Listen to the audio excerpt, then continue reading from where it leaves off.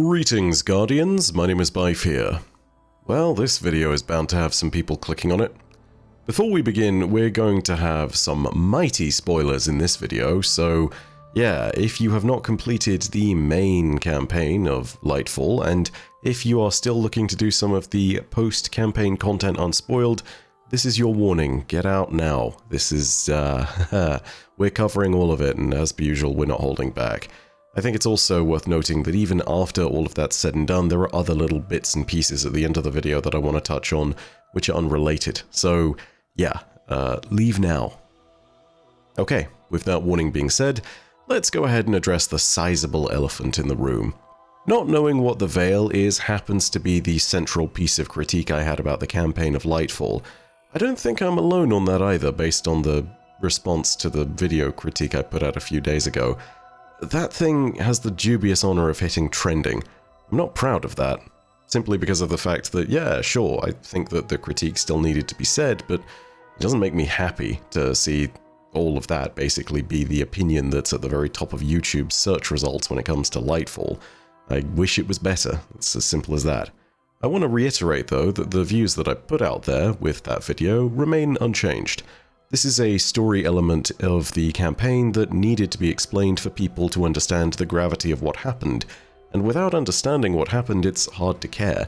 It's also confusing for people, and I will stand by what I said, and I will put my flag in the ground by saying I believe this is not the correct time to set up one final big mystery. This was the time to start answering questions, and if you were going to go ahead and do mysteries at this point, the Veil was most definitely not something to put in that category.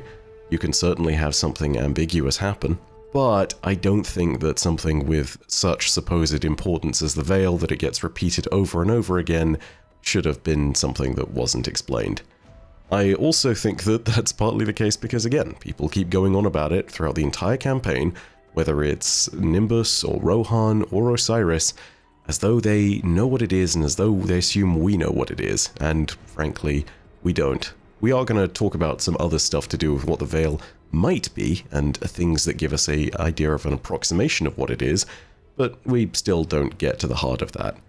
So yeah, I'm not going to go on too much about that, because I don't want to beat a pretty dead horse at this point, but one thing I do want to go ahead and say is that when we speak about this in the comments, let's keep it civil, because there are people that very much disagreed with me on whether or not Lightfall was a good campaign. And you know what? Having an opinion of something as good is not necessarily a bad thing. The person next to you may have a different opinion, and that's fine. Maybe let's not go rabid on each other just because one of us is disappointed and the other is satisfied. People can also enjoy games for different reasons. So if you see someone enjoying Lightfall, maybe go ahead and be happy for them, because you know what? If they're enjoying it, who are you to go ahead and say that they shouldn't? Anyway, the reason for the video today is because we do actually get some lore that helps us understand what the Veil is a little bit more. I can hear some of you typing already, so to get to the key question, no, we still don't know exactly what it does. We do have a slightly better idea of what it may be based on things that are in proximity to it, but the narrative problem of what is the Veil is still very much front and center. We know a little more about it thanks to this lore. We still don't know exactly what the heck it is. So yeah, this is going to add some context, but it's not going to give us enough to put anything conclusive down where we can explain it in a single sentence to a new player. It involves a lot of old lore that goes all the way back to Destiny 1 even, but it's also something where we still don't have proper answers to all of this. This, of course, all still remains a narrative problem because we don't know what the Witness did with the Veil at the very end of the campaign, and at least we do have that surrounding context, but it doesn't help to solve the core issue that's at play. Sadly, I think that that's likely to remain the case until we know exactly what the Witness did and what within the Veil allowed that to happen. As a further little bit of context, if Nezarek's lore does tell us why he might be seeking the Veil in the raid, if Nezarek does appear in the raid, that is, then maybe we do get an idea of what the Veil truly is. That would be a big save. In my eyes, that would be enormous. Nezarek is already part of something that is really starting to turn my opinions of the expansion around as far as at least the lore is concerned. So that's really exciting. But regardless, for the moment, I don't think we have any definitive answers to the question that is on everyone's mind. Also, lots of this lore comes from post-campaign content, either overtly in quests or in very hard-to-experience pieces of dialogue from out in the open world of Neomuna. So, yeah, it's not likely that everyone has seen this.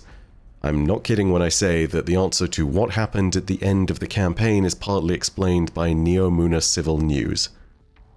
Yeah. As a side note, I'm glad that somewhere has clarification on what happened at the end of the campaign, even if it's only theory, but I am also... I mean, it's not great that it's like a 1 in 1,000 chance that on your patrol you sit and you pick up this particular line of dialogue that I'm going to show, so yeah, maybe buff the chances that people see this one, maybe make it a guaranteed thing when they go out in the world for the first time, after they've completed the campaign. I don't know, I'm not a game dev, I don't know how hard it is to implement these things. All I'll say is, maybe we should have seen that in the campaign at some point, at very least at the end. You know, just would have been probably a better thing to do with that.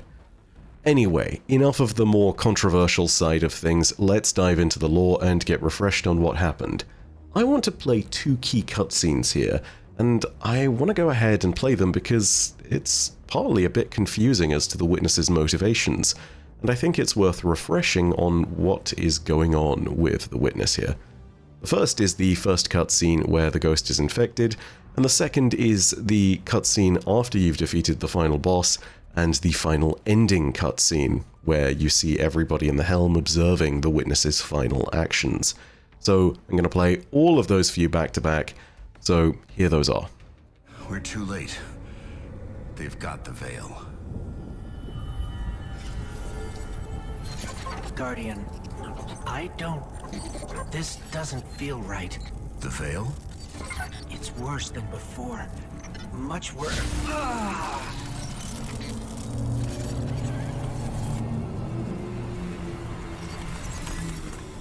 My witness.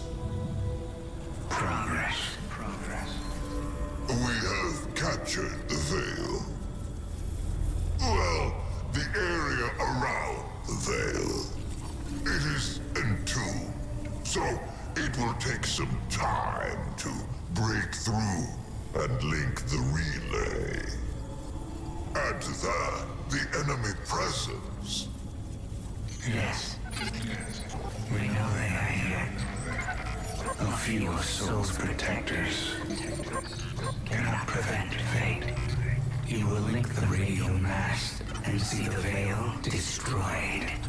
The final shape rests upon it. Indeed, my witness.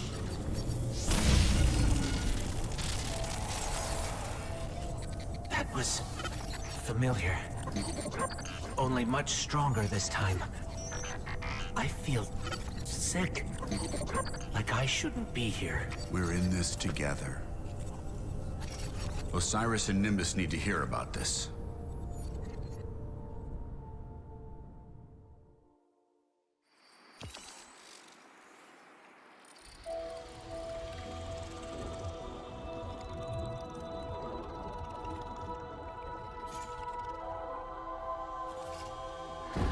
No more running away. Rest now.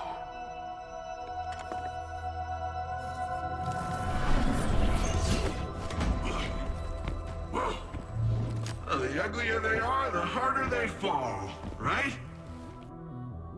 No? Come on.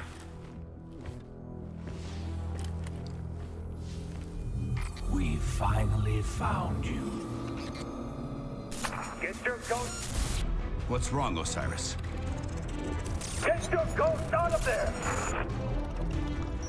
Finality takes shape. It's creating the link! At long last. Destroy it!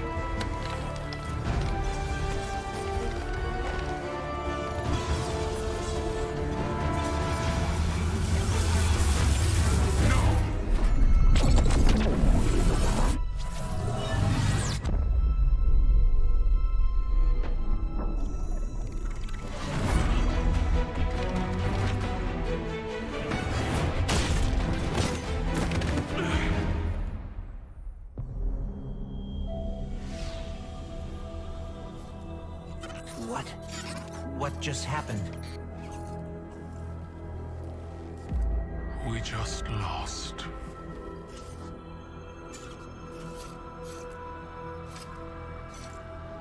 Zavala, come in.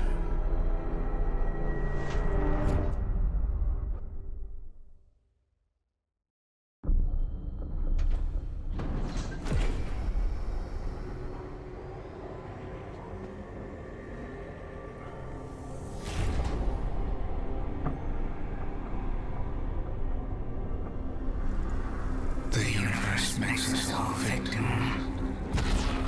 and perpetrator. Life's infinite cruelty.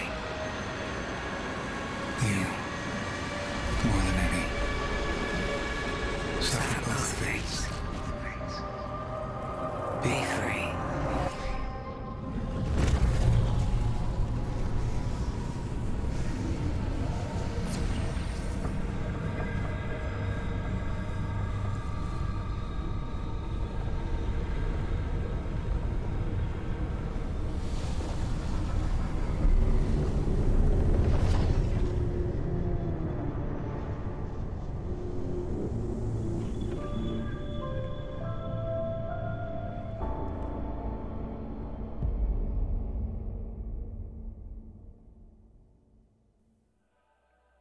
So here's another interesting little bit of confusion. In the first cutscene, the witness, having possessed our ghost, says that it wants the veil destroyed. In the second, it doesn't destroy the veil, it links with it, and that allows it to open the gateway on the Traveler. That's the first key part of the confusion for me. What did the witness really want to do with this? Now, it's entirely possible that that first cutscene is all deception. It's possible that the witness knew that we would be able to see it possessing our ghost, and therefore it was simply trying to manipulate us into thinking it wanted to destroy the veil, forcing us into defending it more closely, and thus allowing a secondary bridge point for it to access the veil even if Calus failed.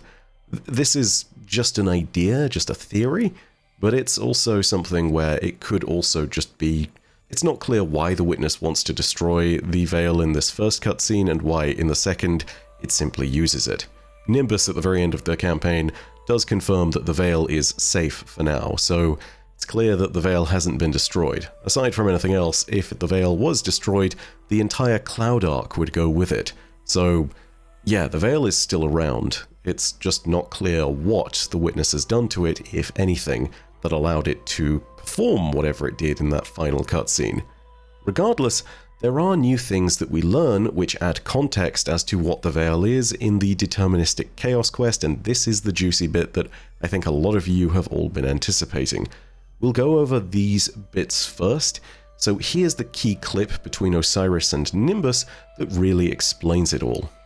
Too risky? Since when were you scared of a little risk? The Black Garden does not contain a little risk. As for this second veil, to the vex of the Soul Divisive, it was the Black Heart. Who cares what it's called? It's our chance to follow the witness. Except it was destroyed years ago.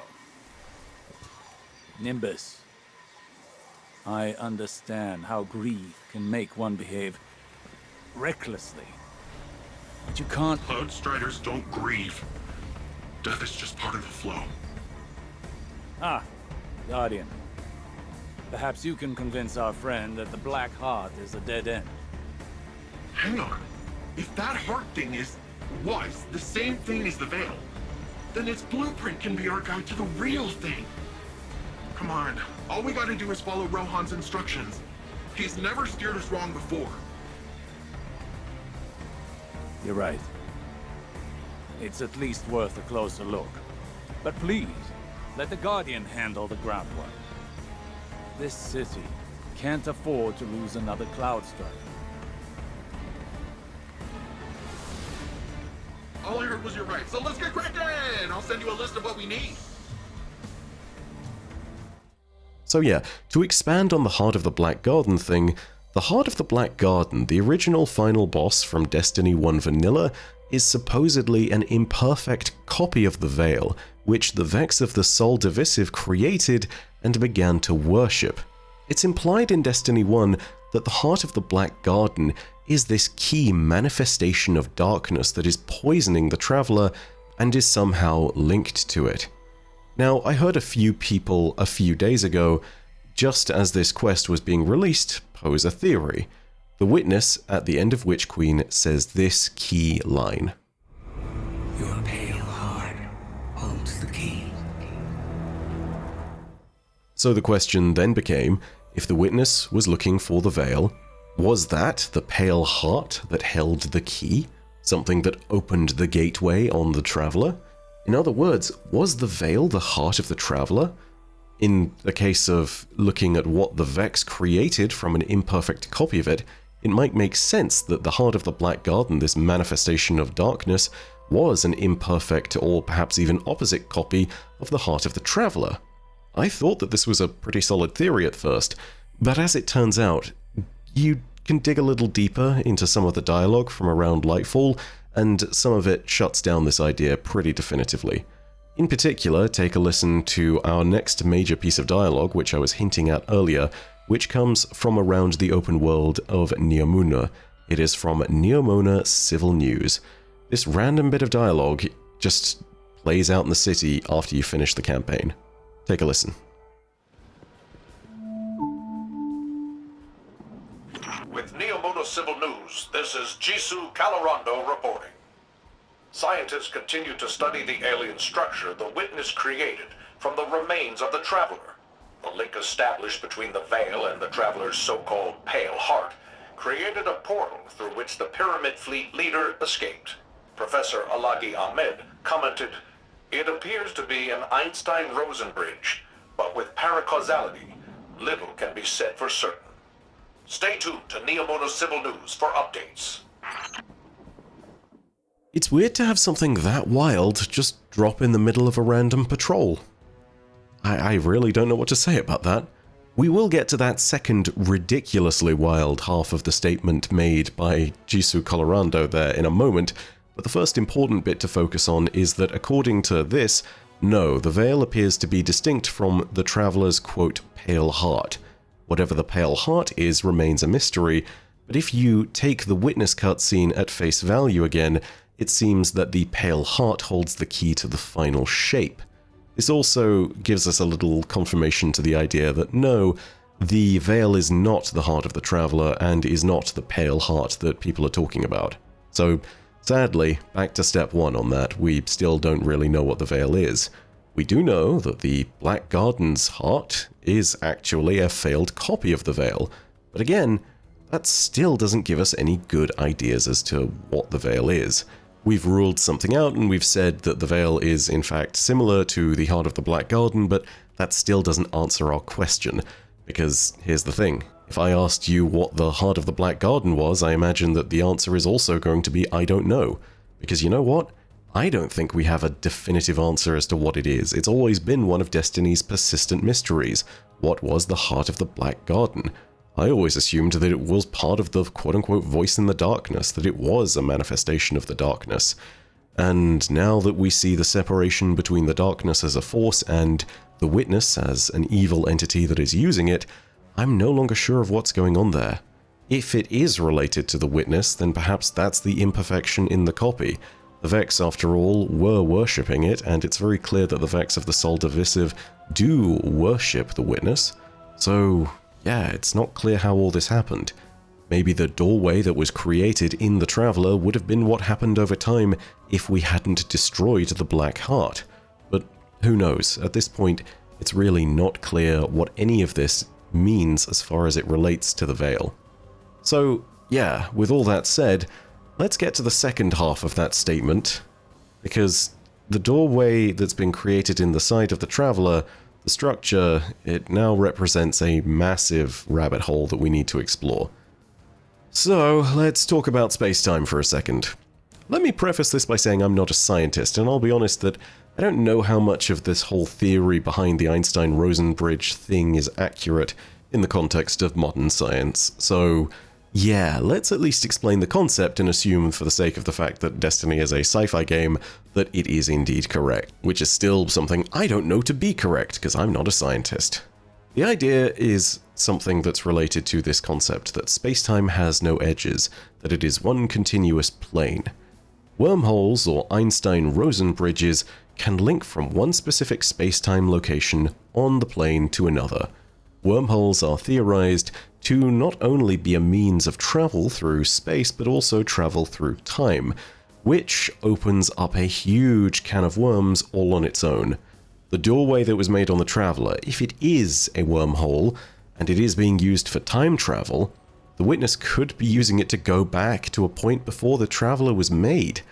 This is something which opens up a bunch of different key questions. Is this wormhole going to link to some key moment where the Witness is able to stop the Traveler from even existing? We just don't know whether that's going to be what the case is.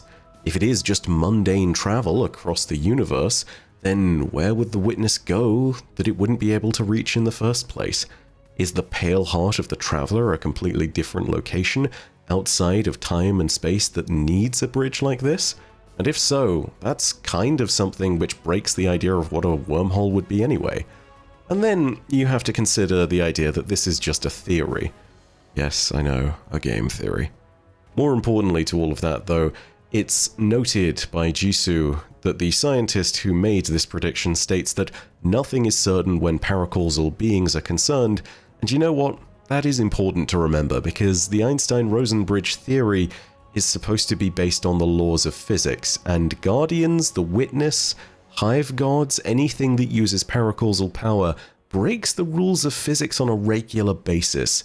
This happens whenever we cast a super, it happens whenever the Witness uses its powers, so why it would need something mundane and scientific, even if it is created by its own power, to do something like this, it's not clear at all.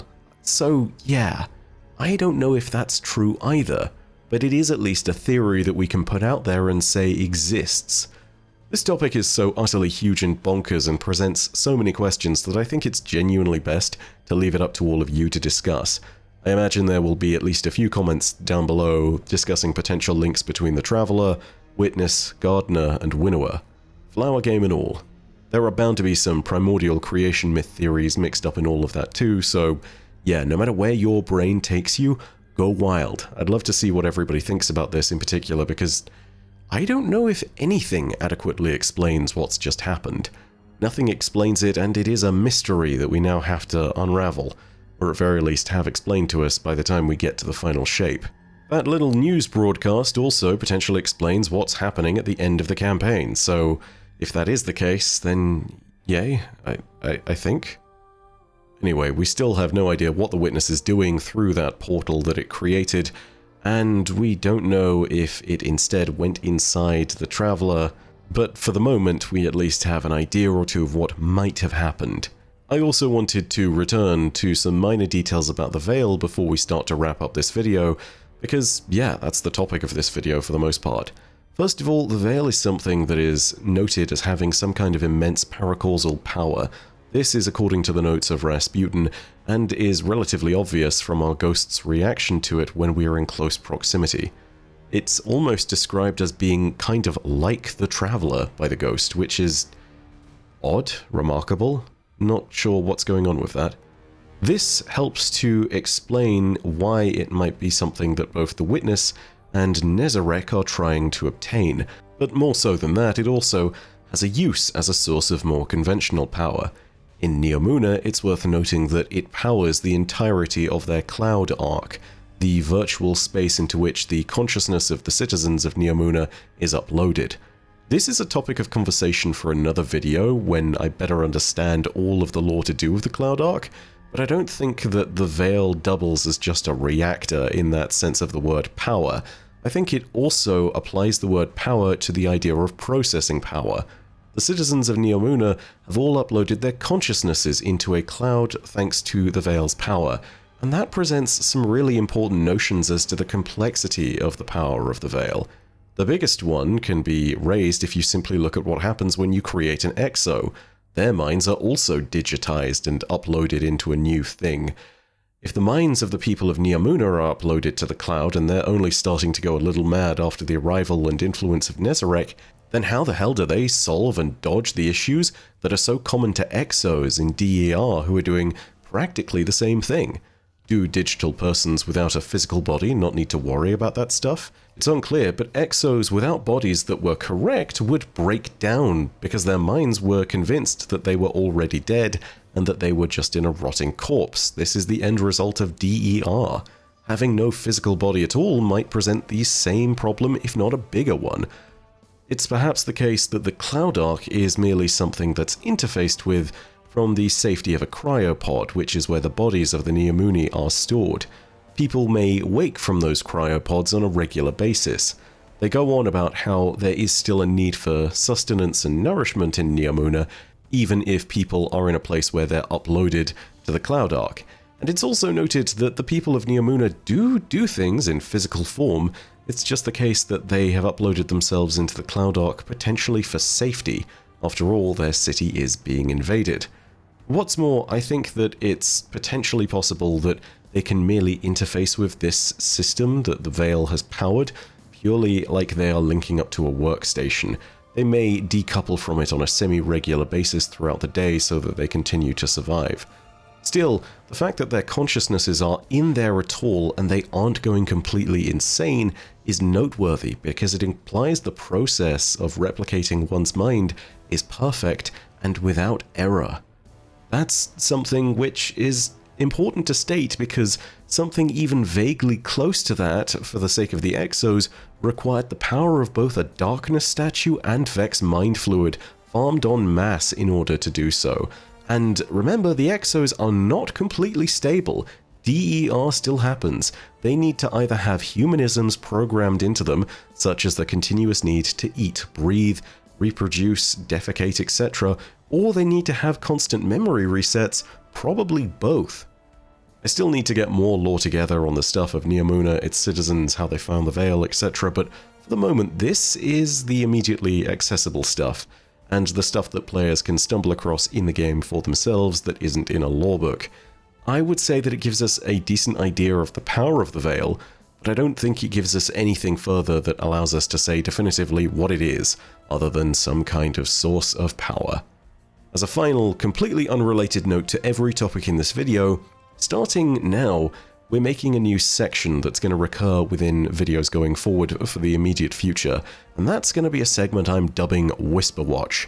We're calling it that because we can talk about it publicly at that point, and because whilst Nezarec News is a great title, it immediately has spoilers. I'm avoiding calling out Nezarec's name in titles, thumbnails, etc. until the game has been out and the campaign has been live for a full week. At that point, I'll then go ahead and change when I have my titles put out there, and I'll make sure that everything actually does feature Nezarec's name, but this is just a point of doing due diligence for the moment. So, for this first quick edition of Whisper Watch, I wanted to let you know that after testing, Delicate Tomb does in fact translate the whispers into speech as well, but it's not the only thing. Someone in the comments of the last video I made told me that Revision 0 works too, and to my surprise, I tested it, and it does. Revision 0 of course came from the last season, and its construction is related to the old versions of Haka from the Golden Age, known as the Haka Heavy Industries Company. It's known to be made of a polyphasic material from the K1 artifact. You may not know what the K1 artifact is. Essentially, it's the thing at the center of Anomaly, and the K1 artifact is guarded heavily in that facility, and that happens because it's known that the K1 artifact is related to both darkness energies and the nightmares on the moon. So yeah, there's a big link with Nezarec there. The nightmares on the moon. Oh no. If this is all stuff to do with Nezarec, then there is a really terrifying rabbit hole that this goes down into. For starters, you can look again at the Shadowkeep Collector's Edition lorebook, and it now has a whole different context. The people of the K1 teams start losing sleep, they have terrible insomnia, they have nightmares constantly, and then eventually they start worshipping the K1 artifact. Eventually, this means that the entire project staff just turns up dead for unknown reasons. All that the recordings from the base Firewall AI reveal is that people were screaming and running to hide from something, running in terror. So yeah, that's scary. Furthermore, it's noted that the only reason that Clovis Bray had gone out to create the Exos in the first place was because K1 told him to do it. So, oh my god, is that telling us that Nezarec essentially created the Exos by proxy? Oh my god, if that's... I mean, that's inferring a lot, given the fact that it's just how Revision Zero plays Nezarec's dialogue. For all we know, that's a bug. But I don't think it is, because we've had a lot of hints towards this stuff, and the scary thing is, if you make all of this stuff consistent, it does explain a bunch of other stuff that we've seen throughout the game. It would mean that, yeah, the reason why the nightmares torment people and create so much pain is because this defense mechanism specifically helps Nezarec. So, yeah, lots to dig into there. I think we should revisit the K1 anomaly and maybe see if people are disproportionately miserable whenever that map comes up in Trials. The point is that this is going to be just the first of many segments of Whisperwatch, and we're going to be looking at what causes more of this stuff to go on. There's plenty more Nezarec lines that I've found. Thank you very much, Destiny Lore Vault. We'll make a video on all of that stuff soon, because there is, there's a lot. There is also some rather important stuff to do with Scions, which I'm going to discuss at the earliest possible convenience, because that's a video that absolutely needs to be made. I think as well, this is a point at which if you all want to do something for your own enjoyment and experimentation, go ahead and start testing. Run around, and in particular, try doing either the Thrilladrome Lost Sector, or try doing Terminal Overload if you're also grinding for power. That should hopefully let you test which exotics and which weapons generally might also allow Nezarec to speak. The exotics that are a good place to start are unclear, but if there's any related to darkness, then maybe they're good ones to try out. Other than that, maybe try the haunted weapons from Season of the Haunted as well. Either way, thank you so much for watching. I hope you enjoyed the video, and if you did, go ahead and leave a like. Leave your thoughts down in the comments section below, and please try to be civil with each other, even if we disagree and have different opinions. If you want more Destiny content from Lightfall's lore, go ahead and hit subscribe and the bell next to subscribe to turn on those email notifications. But as per usual, know that your viewership as always is quite enough for me, and that in the meantime, my name is Bife. Puro Dacia ad Astra. I'll see you Starside.